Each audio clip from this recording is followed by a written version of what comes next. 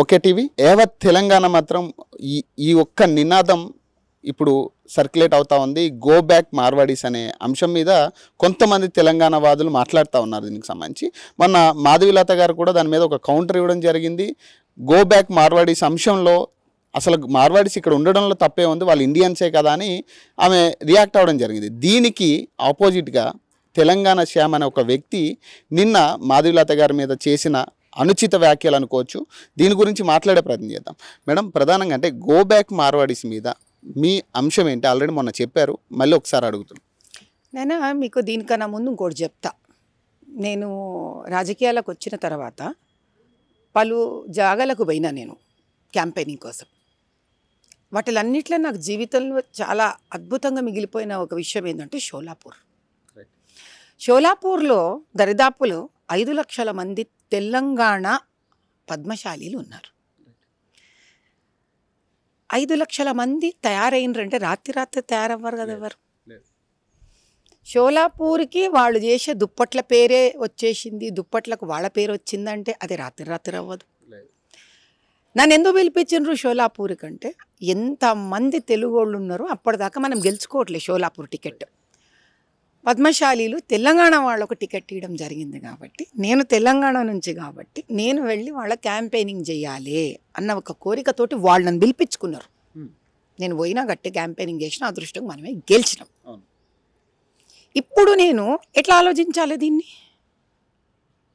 అంటే, భారతదేశంలో మనమందరము సుఖంగా సంతోషంగా కలిసి బతకడానికి ఒక్కొక్క వ్యక్తి ఒక్కొక్క చోటకెళ్ళి జీవనాధారం వెతుక్కుంటారు. వలసపోవడం అంటారు దాన్ని. ఇది కలపడానికి ముందుకు పోవాలి కానీ విడగొట్టడానికి కాదు.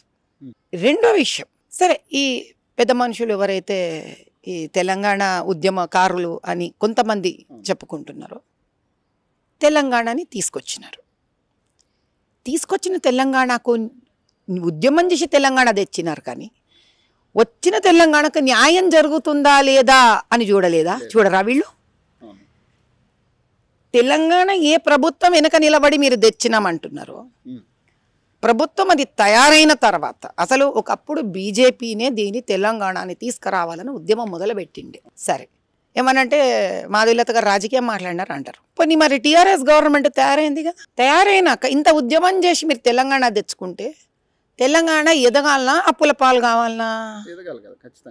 కాళేశ్వరం ప్రాజెక్టు పేరు పెట్టుకొని, లిక్కర్ స్కామ్ అని పెట్టుకొని, టెలిఫోన్ ట్యాపింగ్లను పెట్టుకొని, భూములు హడప్పులు చేసి,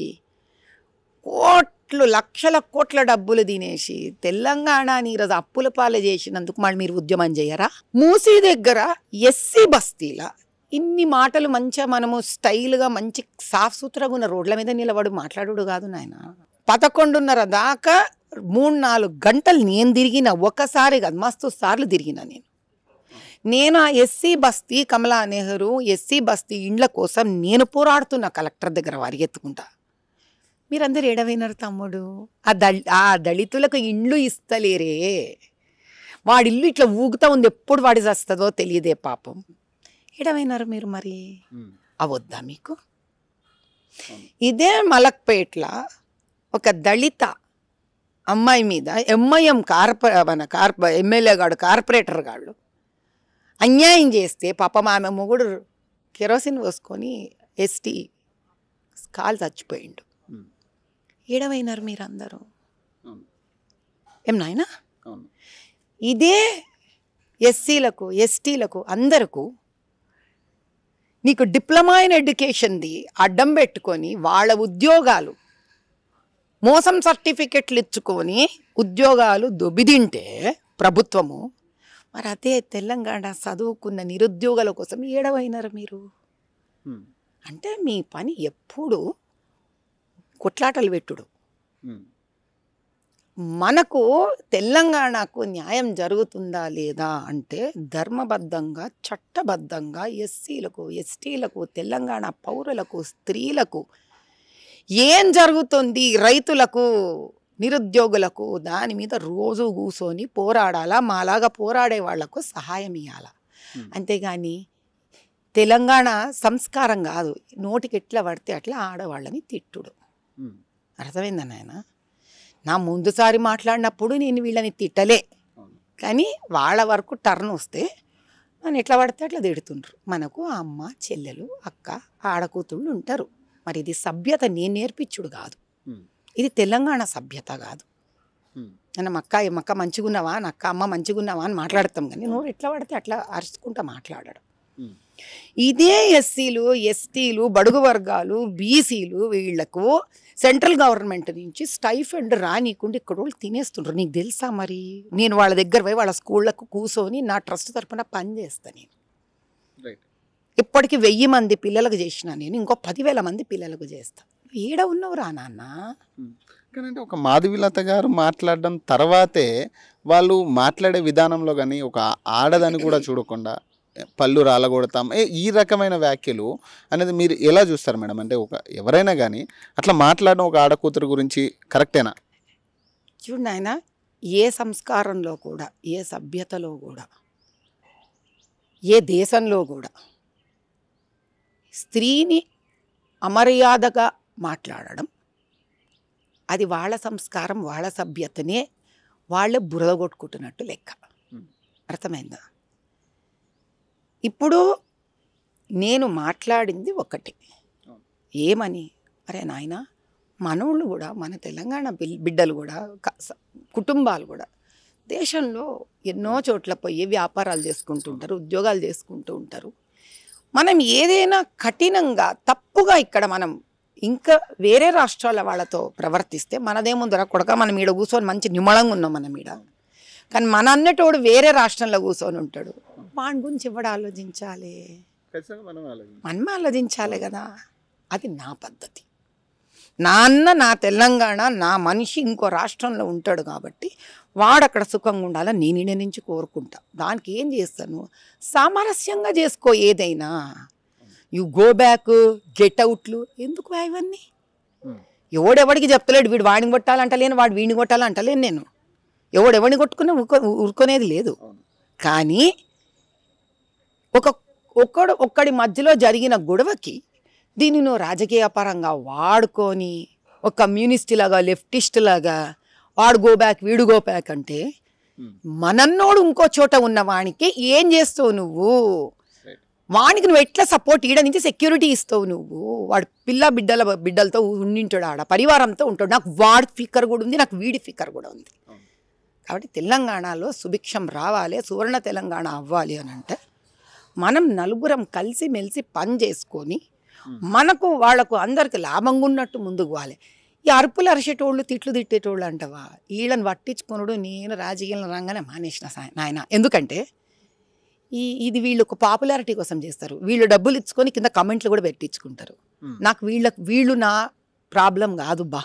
వీళ్ళు ఏమన్నా అరుచుకొని ఆ చిన్న మామూలు సామాన్యంగా ఉండే ఒక తెలంగాణ వాళ్ళకి ఏం తెలుస్తుంది పాపం? ఇలా 10 వీడియోలు వస్తాయి, వాళ్ళకు కూడా తెలియదు. ఏమో నిజంగా అట్లయితుందేమో ఇట్లయితుందేమో అనుకొని వాళ్ళు ఏమవుతారంటే డిస్టర్బ్ అవుతారు. నాకు అది బెంగ, నా బాధ అది. నేను వాని గురించి ఆలోచిస్తాను, నేను వీళ్ళ గురించి ఆలోచించా. కానీ ఇంకొకటి అండి, మీరు మాట్లాడిందే రోహింగ్యాస్ గురించి కావచ్చు, లేదంటే ఇప్పుడున్న ముస్లిమ్స్ పరిస్థితి గురించి కావచ్చు, మన ఓల్డ్ సిటీకి సంబంధించి మీరు మాట్లాడిన అంశంలో మొన్న కూడా చెప్పారు, మీకు చేతనైతే వాళ్ళని టార్గెట్ చేయండి, వీళ్ళు ఆల్రెడీ మనతో కలిసిపోయిన వీళ్ళని ఎందుకు మీరు టార్గెట్ చేస్తున్నారు అనే అంశం మీరు లేవనెత్తారు. అంటే నిజంగానే మరి రోహింగ్యాస్ విషయంలో కావచ్చు, లేదంటే ఎవరైతే ఓల్డ్ సిటీలో ఉన్న ముస్లిమ్స్ విషయంలో కావచ్చు, ఎందుకు ఇవే నోర్లు లేవనెత్తట్లేదు? అలాగే మార్వాడీస్ వల్ల నిజంగా అన్యాయం జరుగుతుందా తెలంగాణకి?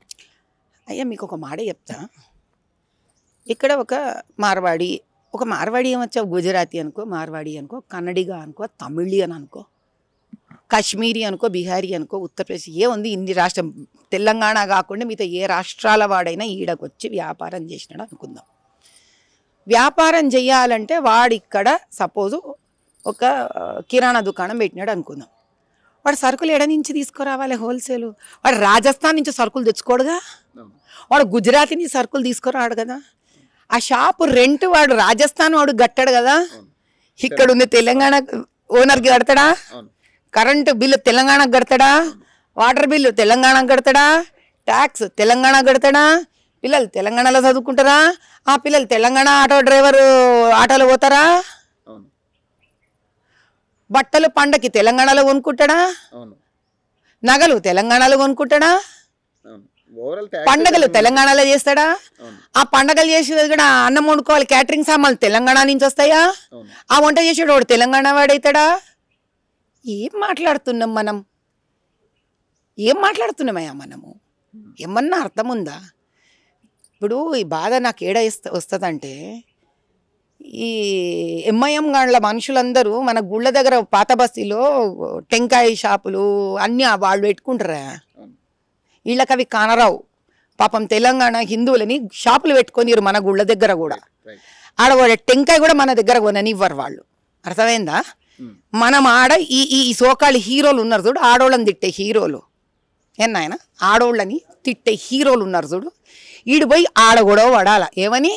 అదే నా కొడక, నీకు నా గుడి దగ్గర ఏం పనిరా? ఏం నాయన నీకు నా గుడి దగ్గర ఏం పనిరా? నీకు నువ్వు ఎట్టవు నీ మస్జిద్ దగ్గర నీ షాప్ పెట్టుకున్నావు, నీ దర్గా దగ్గర నన్ను ఏమన్నా వచ్చి షాప్ పెట్టనిస్తున్నావా? నువ్వు నా తెలంగాణ నా బీదోడు పెట్టుకునే షాప్ కాడ నువ్వెందుకున్నావు?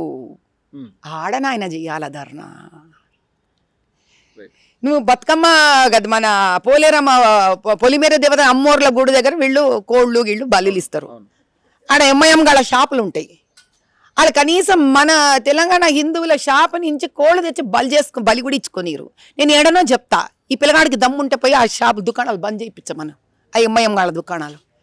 ఆడ ఫిలిం నగర్లో మొన్న వాళ్ళు ఏమోతే ఏడ్చుకున్నారు బాధపడి, అక్క ఈడ మమ్మల్ని బలి కూడా ఇస్తని లేరు, వీళ్ళు వచ్చి వాళ్ళు ఇచ్చుకుంటారంట ఎంఐఎం గాండ్లు వచ్చి. నీకు దమ్ముంటే ఆడపోయి బంద్ చేయించు. నువ్వు నాలాగా ఫీల్డ్ వర్క్ చేయాలని ఆయన బస్తీలల్లా మురికి వాడలల్లా బీదోళ్ళ దగ్గర ఎస్సీ వాడలు ఎస్టీల వాడల తిరగాలి తమ్ముడు. అంతేగాని పాపులారిటీ కోసం పబ్లిసిటీల కోసం ధర్నాలు చేసినా ఉద్యమాలు చేసినానంటే దేనికి రాని ఉద్యమం? నువ్వు పాపులర్ కానిక, నీకు పబ్లిసిటీ రానిక?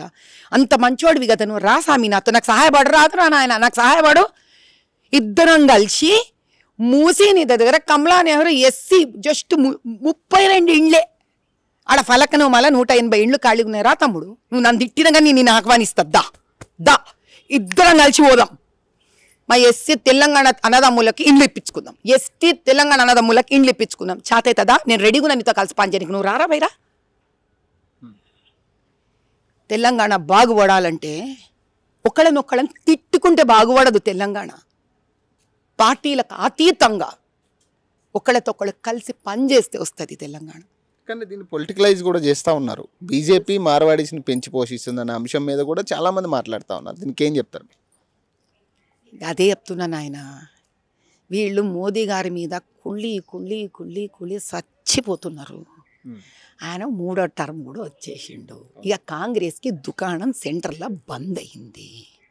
అర్థమవుతుందా? ఇంక ఈ దుకాణం మళ్ళీ ఎట్లా తెరవాలి? 3.5 ఏళ్ళు అట్లా చూసే లోపల వచ్చేస్తాయి. ఏం చేయాలో తెలియక అడ్డమైన గడ్డి తింటున్నారు వీళ్ళు. ఆయన చేసే పథకాలన్నీ డబ్బు తెచ్చుకుంటారు ఈడకి, ఆయన పేరు చెప్పకుండా తినేస్తారు ఇక్కడ. తెలంగాణ ఎంత అన్యాయం అవుతుందో నిజంగా ఆ బస్తీలల్లా వాడలల్లా పోతే తెలుస్తుంది, గ్రామం గ్రామం పోతే తెలుస్తుంది. అర్థమైందా నాయన? ఇంత పెద్దమ్మ తల్లి గురించి ఏదో నన్ను అనిండు, నువ్వు ఎకరం ఇస్తావా అని. ఆడ నేను ఎకరం ఇచ్చుడు పక్కన పెట్టురా తమ్ముడు. నేను ఎవడి డబ్బు కొట్టో ఏ స్కాముల మీదో నా ఇల్లు నేను చేసుకుంటలేను. నీకు ధైర్యం ఉంటే అది గవర్నమెంట్ భూమి అన్నప్పుడు ఆ గవర్నమెంట్ ప్రజల తెలంగాణ భూమిని ఎందుకు వెంచర్ చేసుకుంటుంది? వెంచర్ చేసుకుంటే ఆ డబ్బులు ఏడబోతున్నాయి. అది మళ్ళీ తెలంగాణ సామాన్య మానవుడికి ఆ డబ్బులు రిటర్న్ వస్తున్నాయి. ఎలా దాని మీద కూర్చోసామి నువ్వు ధర్నాకి దమ్ముంటే? పాపం బంజారా హిల్స్ బస్తీ వాళ్ళు మేము అందరం కలిసి పోతే మమ్మల్ని పోలీసులు నన్ను ఎత్తేసిండ్రు, ఎత్తగొట్టిండ్రు, సతాయించిండ్రు. వాళ్ళని వ్యాన్లను వేసుకొని పోలీస్ స్టేషన్లో తీసుకుపోయినారు. నువ్వు ఏ పోలీస్ స్టేషన్లో పోలే కదరా నాయన? ఎందుకురా ఈ మాటలు? ఒడ్డున కూర్చొని మాటలు మాట్లాడతావా? దమ్ము ఉంటే నీళ్ళలో దిగు. తెలంగాణకి న్యాయం జరగాలంటే ఏడ న్యాయం ఉందో తెలుసుకో, అర్థం చేసుకో, ముందుకెళ్ళు. కానీ ఇట్లా ఊకే నన్ను తిట్టడం వల్ల నువ్వు ఫేమస్ అవుతావనుకుంటే, ఓ 10 మంది వెధవలను పెట్టుకొని నువ్వు దానిలో ట్రోల్ చేస్తున్నావు అనుకుంటే నీ మూర్ఖత్వం. ఇట్లాంటి వాళ్ళని బాగుపరచడం, వాళ్ళకి నీతులు చెప్పే అవసరం నాకు లేదు. నాకు తెలంగాణకి ఏం పోరాటం చేయాలో తెలుసు, తెలంగాణ ప్రజలకి ఎక్కడ న్యాయం తీసుకురావాలో నాకు తెలుసు. దళితులకి ఎస్టీలకు వాళ్ళ డబ్బుని ప్రభుత్వాలు తింటున్నాయో నాకు తెలుసు. నేను ఆడ కష్టపడతా. నన్ను తిట్టుకున్నంత మాత్రాన నువ్వు గొప్పోడువైపోవు, ట్రోల్ చేయించినంత మాత్రాన ఫేమస్ మహానుభావుడు బావు. సో ఫైనల్గా ఏం చెప్తారు మేడం? ఈ గో బ్యాక్ మార్వాడీస్ అనే నినాదం మళ్ళీ వినిపిస్తుంది, ఖచ్చితంగా మేము దీని గురించి కొట్లాడతామని ఆయన మళ్ళీ లాస్ట్లో, ఆ వీడియో లాస్ట్లోనే అన్నాడు. మళ్ళీ ఆయన ఒక్కటే చెప్తా, ఏమన్నా చేసుకొని అసలు విషయం తెలుసా? ఈ సోకాళ్ళు ఈ గో బ్యాక్ మార్వాడి మాటలు మాట్లాడే వీళ్ళందరికీ అసలు గొడవ ఎవరిద్దరి మధ్యలో అయిందో వాళ్ళిద్దరు కాంప్రమైజ్ అయిపోయినరు, వాళ్ళిద్దరూ దోస్తులు అయిపోయినరు, వాళ్ళిద్దరూ కలిసి రేపు ఫ్లాగ్ హాయిస్టింగ్ కూడా చేస్తున్నారు. ఇంకెక్కువ మాట్లాడితే వీళ్ళు నన్ను రాజకీయం అంటున్నారు కదా, ఆ కొట్టిన పిల్లగాడే బీజేపీ పిల్లగాడు. ఇప్పుడు వీళ్ళు ఊరికే వీళ్ళు డ్రామా చేస్తుంటారు బావి. ఇదంతా తీసుకొచ్చి ఎవడితో దెబ్బలు తిననట్టు. అర్థమైందా నీకు? ఎన్ని దెబ్బలు ఏడ కొడుతుందంటే ఓల్డ్ సిటీకి వెళ్ళి ఎంఐఎంని చూడు. ఒక్కొక్క దళితుడిని భయంకరంగా కొట్టి ఇండ్లు కూలగొట్టి తరుముతుండ్రు, ఆడ కబ్జాలు కొట్టి. చేతైతే ఆ తెలంగాణ వాడిని కాపాడు స్వామి. దళితులకి నేను నిలబడుతున్నా లేదో నా దళిత అన్నదమ్ములకు తెలుసు, నా ఎస్సీ అన్నదమ్ములకు తెలుసు, నా ఎస్టీ అన్నదమ్ములకు తెలుసు, ఎస్టీ బస్తీలకు తెలుసు, నాయక్ బస్తీలకు తెలుసు, నేను ఎవరికి ఏం చేస్తున్నానో తెలుసు. సో మరిన్ని అప్డేట్స్ కోసం చూస్తున్నానండి ఓకే టీవీ.